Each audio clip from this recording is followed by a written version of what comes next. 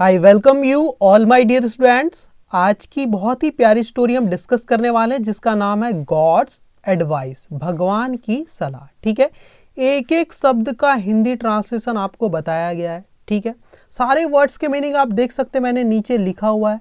आपको पूरी ग्रामर भी बताऊंगा, स्ट्रक्चर भी बताऊंगा और सेंटेंस भी बना के बताऊंगा कि इस पर्टिकुलर स्ट्रक्चर पर बेस्ड और कैसे कैसे सेंटेंस आप बना सकते हैं, ताकि पढ़ने के बाद आप खुद से कुछ सेंटेंस बनाना भी सीख सके, इन वर्ड्स को अपने खुद के बनाए सेंटेंस में यूज कर सके और इसका फायदा आपको स्पोकन इंग्लिश में मिलने वाला है। ठीक है, तो इंग्लिश को हिंदी में ट्रांसलेट करेंगे आज हम। इंग्लिश टू हिंदी ट्रांसलेशन की ये बेस्ट क्लास होने वाली है। ठीक है, तो स्टार्ट करें। ओके, एक बैगर यानी भिखारी, एक भिखारी। एक वर्ब होती BEG, बैग। बैग का मतलब होता है विनती करना, किसी से गुहार करना, रिक्वेस्ट करना, है ना, बहुत ज्यादा। ठीक है, तो उसी से बना है बैग से बैगर, विनती करने वाला, है ना। जो भिखारी लोग हैं वो क्या करते हैं, विनती ही तो करते हैं लोगों से, हमें कुछ दे दीजिए ये करके, तो उसी को बैगर बोलते हैं, भिक्षा मांगने वाला भिखारी। अ बैगर, एक भिखारी। वेंट मतलब गया, गो यानी जाना, उसी की पास्ट फॉर्म है वेंट। गो, वेंट, गॉन, ऐसे चलती वर्ब की फॉर्म और ये पास्ट फॉर्म है। जब भी पास्ट फॉर्म लगती है ना, सेकेंड वाली फॉर्म, तो सेंटेंस की एंडिंग कैसे होती, आ ए ई पे होती। गया, खाया, उठा, खेला, दौड़ा, भागा, इस टाइप से। तो अ बैगर वेंट, एक भिखारी गया। और जब भी कहीं जाते हैं ना तो उसके साथ टू लगाते हैं, गो के साथ हमेशा। तो पास्ट फॉर्म है तो टू तो लगेगा ही, है ना। कहाँ गया, टू द विलेज हेडमैन, मतलब गांव के मुखिया के पास गया। जो हेडमैन था, सरपंच बोल सकते हैं, मुखिया। क्यों गया, फॉर आर्म्स, मतलब भिक्षा हेतु, भिक्षा मांगने, भीख मांगने के लिए गया, हमें कुछ भिक्षा में मिल जाए करके। ठीक है, सब्सिक्वेंटली, सब्सिक्वेंटली मतलब तुरंत बाद, जस्ट आफ्टर, उसके तुरंत बाद। ही वेंट, वह गया, ये एक एडवर्ब है ना, सब्सिक्वेंटली। ये पूरे सेंटेंस को बता रहा है, पूरे सेंटेंस को क्वालिफाई कर रहा है। ही वेंट, वो गया, वो भिखारी कहाँ गया, टू मीट, मिलने गया। और जब भी आप किसी से मिलते हैं ना तो डायरेक्ट आपको लिख देना है आप किससे मिल रहे हैं, बीच में विद नहीं लगाना या टू वगैरह कोई प्रेपोजिशन नहीं लगाना है। ही वेंट, वो गया, टू मीट, मिलने गया। किससे गया, द किंग, राजा से मिलने गया। और यहां पर आप कहीं जाते हैं तो वेंट के साथ टू लगाते हैं, देखो टू लगा के लिखा। और यहाँ मिलने के बाद देखो बीच में कोई टू या विद मैंने नहीं लगाया। तो यही चीज तो हमें रीडिंग से सीखनी है। ही वेंट टू मीट, वो गया मिलने, द किंग, राजा से। फॉर मतलब के लिए, किस चीज के लिए, फॉर ग्रांट्स। ग्रांट्स का मतलब होता है अनुदान, दान, दक्षिणा, रुपया, पैसा, उसके लिए गया। ठीक है, द बैगर थॉट, देखो द बैगर थॉट, थिंक की पास्ट फॉर्म है। थिंक यानी क्या होता है, सोचना, पास्ट फॉर्म है, आ ए ई पे खत्म होगा, सोचा। अब यहाँ द बैगर क्यों लिखा है सर, पहली बार जिक्र हुआ था तो अ बैगर लिखे हैं, क्योंकि हमें पता नहीं था कौन सा भिखारी, इंडेफिनिट आर्टिकल अ का इस्तेमाल किए। दोबारा जिक्र हुआ तो देखो यहाँ पर हमने द बैगर लिखा है, क्योंकि हमें पता है किस भिखारी की बात हो रही, इसका जिक्र पहले हो चुका है और इसका सेंस भी निकलता है। द मतलब उस, द बैगर, उस भिखारी ने। थॉट मतलब सोचा, थिंक की पास्ट फॉर्म। क्या सोचा, जो भी सोचा वो इन्वर्टेड कॉमा के अंदर है। क्या सोचा, द किंग इज, वो सोच रहा है जो राजा, इज मतलब है, क्या है, डेफिनेटली, निश्चित ही, जरूर, निश्चित रूप से क्या है, रिचर मतलब ज्यादा अमीर। रिच यानी क्या होता है, अमीर, रिच यानी अमीर होता है। ये एक एडजेक्टिव है और एडजेक्टिव को क्वालिफाई कर रहा है, कितना अमीर, कैसा अमीर भाई, डेफिनेटली अमीर, मतलब निश्चित रूप से अमीर होगा। तो एडजेक्टिव को क्वालिफाई करने वाले वर्ड क्या होते हैं, एडवर्ब होते हैं। नाउन को, ये इसको वर्ब को भी क्वालिफाई करते हैं और एडजेक्टिव को भी क्वालिफाई करते हैं। ठीक है, अब यहां रिच की कौन सी डिग्री लगी, ER लगा है ना, कंपैरिजन किया जा रहा है यहां पर, तो कंपैरेटिव डिग्री लगी। रिच यानी होता है अमीर और ER लग गया रिचर, रिच, रिचर, रिचेस्ट, जैसे गुड, बेटर, बेस्ट होता है, वैसे यहां पर रिच, रिचर, रिचेस्ट हो गया है। तो यहां पर कंपैरेटिव डिग्री लगी, कंपैरिजन कर रहे हैं। देन लगता है, देन यानी से, वो क्या सोच रहा है वो भिखारी, the king is definitely richer, ये जो राजा है निश्चित रूप से क्या है, ज्यादा अमीर है। देन यानी से, किससे, द विलेज हेडमैन, मतलब गांव के मुखिया से। तो इस पे आप सेंटेंस बना सकते हैं, जैसे कि मैं तुमसे ज्यादा अमीर हूं, I am richer than you, I am richer than you.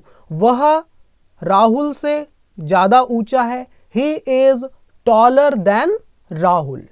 ठीक है, वह तुमसे ज्यादा खूबसूरत है। कोई लड़की मान लो, मुझे बोलना है वह तुमसे ज्यादा खूबसूरत है, कैसे बोलूंगा? शी इज ब्यूटीफुलर बोलूंगा क्या? नहीं, ब्यूटीफुल के साथ मोर ब्यूटीफुल लगेगा कंपैरेटिव डिग्री में। Beautiful, more beautiful, most beautiful. तो कैसे बोलेंगे? वह तुमसे ज्यादा खूबसूरत है, she is more beautiful then you. ठीक है, ऐसे सेंटेंस बनाने की प्रैक्टिस कीजिए आप लोग।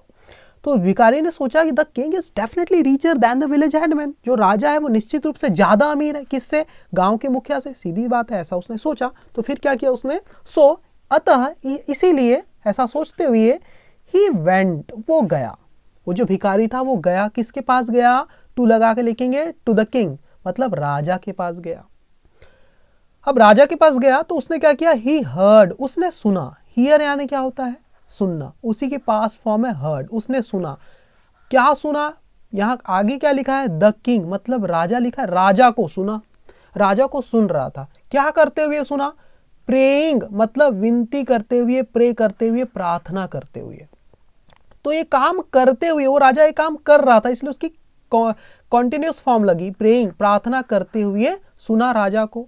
किससे प्रार्थना कर रहे थे? जब भी आप किसी से प्रे करते हैं तो टू लगा के लिखते हैं, इसलिए टू लगा है। टू गॉड, भगवान से। किस चीज की प्रार्थना कर रहा था? टू कीप, रखने की। क्या रखने की?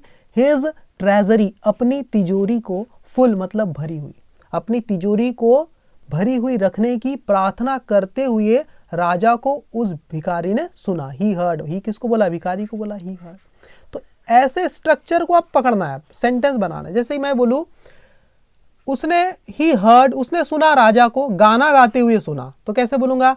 He heard the king singing, गाते हुए। सिंगिंग क्या? गाना गाते हुए, अ सॉन्ग। जैसे कि उसने मुझे पढ़ाते हुए सुना। ही हर्ड मी टीचिंग। क्या पढ़ाते हुए? इंग्लिश, तो आगे लिख दो English. He heard me teaching English.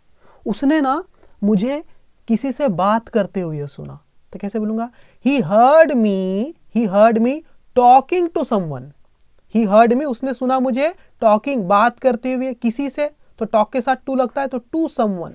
He heard me talking to someone, उसने मुझे किसी से बात करते हुए सुना। तो ऐसे स्ट्रक्चर को पढ़ के अपने सेंटेंस बनाइए, तब आप स्पोकन इंग्लिश रीडिंग से ही सीख जाएंगे, है ना। You don't need to make any more effort, reading itself will be sufficient enough to teach you spoken English as well. Okay, ठीक है। ही हर्ड, उसने सुना किसको? द किंग, राजा को। प्रेइंग टू गॉड, भगवान से विनती करते हुए। किस चीज की? To keep his treasury full, to keep रखने की, हिज ट्रेजरी अपनी तिजोरी को फुल यानी भरी हुई। ओके, तब क्या हुआ? द बैगर थॉट, उस भिक्षु ने सोचा। देखो पहली बार अ बेगर था, जब भी बैगर की बात हो रही तो हम द लगाकर ही लिख रहे हैं, है ना। द बैगर थॉट, उस बैगर ने सोचा। क्या सोचा? देखो अब जो सोचा है मन के मन में वो इन्वर्टेड कॉमा के अंदर है। क्या सोचा?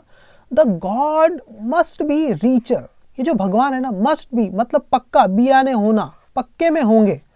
जब कंफर्म बात होती तब मस्ट लगाते, और संभावना कम है तो हम मे लगा देते, और भी संभावना कम है तो MIGHT माइट लगाते हैं, बहुत ही कम संभावना है तो कुड लगाते हैं।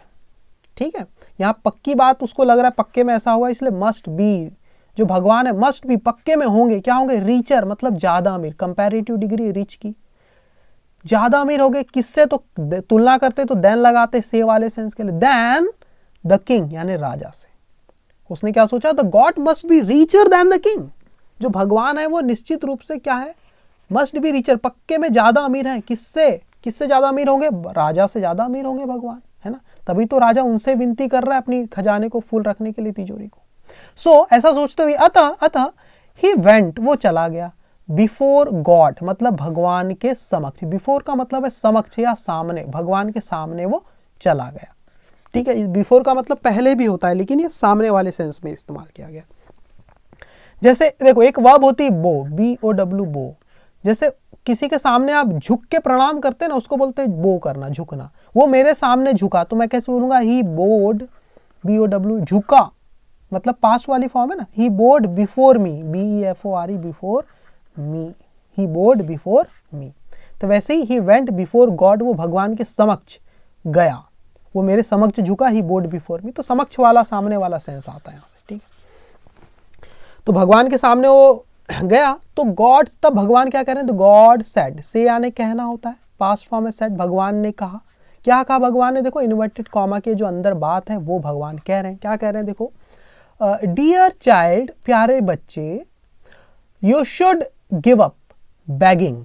सेंटेंस खत्म है ना, आगे और फिर अगला सेंटेंस बोल रहे हैं भगवान, क्या बोल रहे हैं, you should give up bagging. तुम्हें शुड के, देखो शुड का सेंस क्या होता है, चाहिए जैसे, और इसके साथ वर्ब की हमेशा बेस फॉर्म लगती है, ये एक मॉडल हेल्पिंग वर्ब है ना। यू शुड गो, तुम्हें जाना चाहिए। यू शुड ईट, तुम्हें खाना चाहिए। यू शुड प्ले, तुम्हें खेलना चाहिए। वैसे ही यू शुड गिव अप, तुम्हें छोड़ देना चाहिए, बंद कर देना चाहिए या त्याग देना चाहिए। गिव अप का मतलब वही होता है, छोड़ देना, बंद कर देना, त्याग देना किसी चीज को। यू शुड गिव अप, तुम्हें त्याग देना चाहिए, किस चीज को, कोई वर्ब है तो उसकी आईएनजी फॉर्म लगेंगी। बैगिंग यानी भीख मांगना, भीख मांगना तुम्हें बंद कर देना चाहिए, है ना। जैसे मैं बोलूं, तुम्हें मुझसे बात करना बंद कर देना चाहिए। You should give up talking to me, तुम्हें चोरी करना बंद कर देना चाहिए। You should give up stealing, तुम्हें क्रिकेट खेलना बंद कर देना चाहिए, क्योंकि तुम्हारा एक्सीडेंट हो गया, अब तुम चल फिर नहीं पा रहे हो, तो क्रिकेट खेलना बंद कर देना चाहिए, कोशिश नहीं करना चाहिए। कैसे बोलूंगा, you should give up playing cricket, तुम्हें इंग्लिश पढ़ाना बंद कर देना चाहिए। मान लो मैंने इंग्लिश पढ़ाई और किसी को पसंद नहीं आई बिल्कुल, और एक बच्चे ने गुस्से में बोला, सर तुम्हें ना इंग्लिश पढ़ाना छोड़ देना चाहिए, बंद कर देना चाहिए। तो कैसे बोलेगा, sir you should give up teaching English, you should give up teaching English. तो ऐसे सेंटेंस बनाइए। तो भगवान क्या कह रहे हैं, डियर चाइल्ड, प्यारे बच्चे, you should give up bagging, तुम्हें भीख मांगना बंद कर देना चाहिए। अर्न योर लिविंग, अर्न मतलब कि कमाओ। अब भगवान कह रहे हैं, किसी को कुछ करने के लिए कहते तो हम कैसे कहते हैं, वर्ब की बेस फॉर्म लगाते हैं ना, ऑर्डर देते, किसी को एडवाइस देते, दरवाजा खोल दो, ओपन द डोर, खिड़की बंद कर दो, क्लोज द विंडो, नीचे बैठ जाओ, सिट डाउन। तो अब वर्ब की बेस फॉर्म अर्न मतलब कमाओ। भगवान कह रहे हैं कमाओ, क्या कमाओ, योर लिविंग मतलब अपनी कमाई, अपनी जीविका, अपनी कमाई कमाओ। विद मतलब के द्वारा या के साथ, किस चीज के साथ, विद हार्ड वर्क, कड़ी मेहनत के साथ। तुम अपनी कमाई कमाओ कैसे, कड़ी मेहनत के साथ, ठीक है। ये वर्क है, देखो वर्क यहां पर एक नाउन है, ये नाउन, काम, कैसा काम करो, कैसी मेहनत, हार्ड मतलब कड़ी मेहनत। एक वर्क का मतलब होता है मेहनत करना, वो वर्ब के जैसे काम करती है, लेकिन यहाँ एक नाउन है ये वर्क, ठीक है, okay. With hard work, and भगवान क्या कहते हैं, earn your living with hard work, तुम कमाई करो अपनी कड़ी मेहनत से, एंड और यू विल ऑलवेज हैव, देखो मतलब समझना, enough money, you will always have enough money.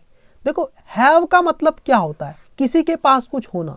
जैसे मैं बोलूं मेरे पास पैसे हैं, तो मैं कैसे बोलूंगा, I have money, I have money. और पर्याप्त पैसे हैं बोलना है तो I have enough money. Enough क्या है, एक एडजेक्टिव है, कितने पैसे, पर्याप्त, आई हैव इनफ मनी। और अगर मैं बोलूं मेरे पास पैसे होंगे, फ्यूचर की बात कर रहा हूं, तो विल के साथ लिखना पड़ेगा, आई विल हैव मनी, मतलब मेरे पास फ्यूचर में पैसे होंगे, वो वाला सेंस है। कौन सा टेंस है ये, फ्यूचर इंडेफिनिट टेंस है, फ्यूचर सिंपल टेंस भी बोल सकते हैं आप इसको, ठीक है। भगवान क्या कहते हैं, अपनी कमाई कमाओ कड़ी मेहनत से, एंड यू विल हैव, तुम्हारे पास होंगे, और बीच में लिख दिया ऑलवेज मतलब हमेशा। तो ऑलवेज यानी हमेशा, तो तुम्हारे पास हमेशा होंगे, यू विल ऑलवेज हैव, क्या होंगे भाई, इनफ मनी मतलब पर्याप्त पैसे। कितने पैसे, पर्याप्त, क्वांटिटी को बता रहा है, इनफ क्वांटिटेटिव एडजेक्टिव है, ओके, ठीक है। तब क्या हुआ, द बैगर टुक, उस भिखारी ने, टेक यानी क्या होता है, लेना, पास्ट फॉर्म टुक, ली या ले ली, क्या ले ली, गॉड्स मतलब भगवान की एडवाइस, सलाह, भगवान की सलाह ले ली, एंड और वर्कड हार्ड। अब ये जो वर्क है, वर्क यानी ये नाउन नहीं, एक वर्ब है, वर्ब क्या है, वर्ब, उसी की पास्ट फॉर्म है वर्कड मतलब मेहनत की, वर्क मतलब काम करना है, मेहनत करना, और उसने क्या की, मेहनत की। हार्ड ये एक एडवर्ब है, ये क्या है, एडवर्ब है, एडवर्ब जो इस वर्ब को क्वालिफाई कर रहा है। कैसे मेहनत की, कड़ाई से मेहनत की, कहने का मतलब कड़ी मेहनत की। और यहाँ ये जो हार्ड था ना, इसका भी मतलब कड़ी निकल रहा है, और ये हार्ड का मतलब निकल रहा है कड़ाई से। तो यहाँ ये एडजेक्टिव है, जो पहले जो हार्ड वर्ड यहाँ पर आया था ना, ये एडजेक्टिव है, एक नाउन को क्वालिफाई कर रहा है, इसलिए एडजेक्टिव हो गया। और ये जो हार्ड है, इस वर्ब को क्वालिफाई कर रहा है, किसको, क्रिया को, वर्ब को, इसलिए ये एडवर्ब हो गया। देखो एक ही वर्ड है, एक ही वर्ड है, यहाँ भी हार्ड है ये, लेकिन ये क्या है, एडवर्ब है। यहाँ भी ये वर्ड है हार्ड, लेकिन ये क्या है, एडजेक्टिव है, क्योंकि ये नाउन को क्वालिफाई कर रहा है और ये वर्ब को क्वालिफाई कर रहा है। ठीक है, समझो, ऐसी ग्रामर को समझना है इसको। ठीक है, the beggar took God's advice, उसने भगवान की सलाह ली उस भिखारी ने, एंड वर्कड हार्ड, और उसने मेहनत की, कड़ाई से मतलब कड़ी मेहनत की, फॉर लिविंग मतलब जीविका के लिए, अपनी कमाई के लिए। ठीक है, तो कैसी लगी स्टोरी और मेरा समझाने का तरीका? अगर सच में पसंद आया होगा तो कमेंट करके जरूर बताना, वीडियो को लाइक करना, चैनल को सब्सक्राइब करना, और आपके जितने भी फ्रेंड्स होंगे, जो भी आपके पहचान के लोग होंगे जो इंग्लिश सीखना चाहते हैं, उन्हें इन वीडियोस को जरूर शेयर करना। Thank you very much my dear student.